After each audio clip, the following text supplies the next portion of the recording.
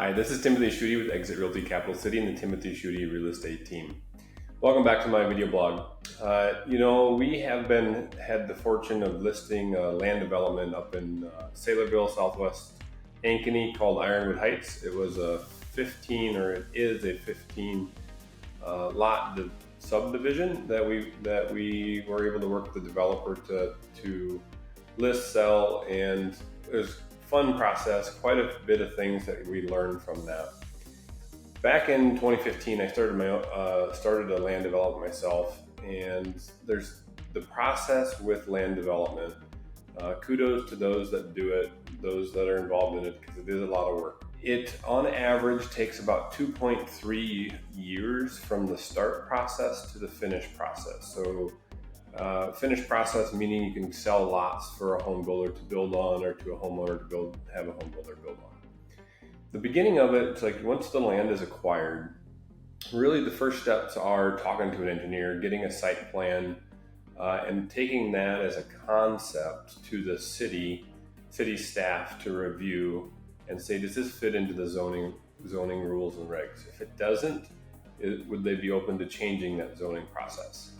When they change zoning, it takes a few readings with the city council or county, and that's about a 3-month process in and of itself.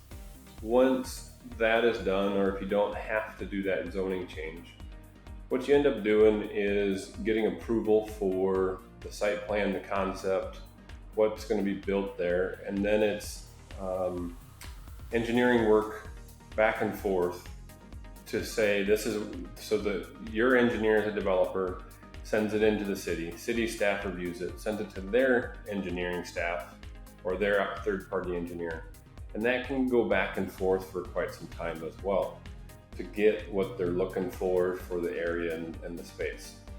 On Ironwood Heights, there was multiple buyers for that land to develop it, but it took time, and it ended up being the current developer was not the first one to go to the county to try to figure out how to do it.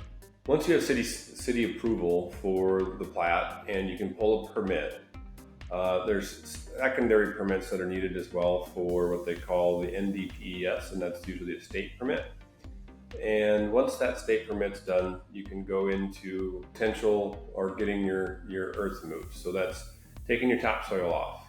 Once topsoil's piled up, they'll do the underground piping, which is your storm sewer, your sanitary sewer, and your water lines.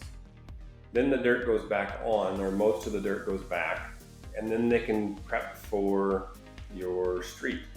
Once the street's on, then they do some more final grading around the street. So that's where the last dirt goes for that final grade. And then it's punch list items with the city and the city staff, engineers, and your engineers, or the developer's engineers.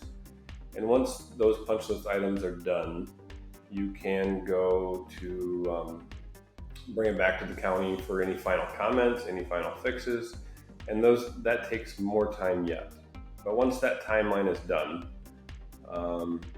you can bring it to city council for approval. And then it gets filed, and then you can actually sell lots to home builders.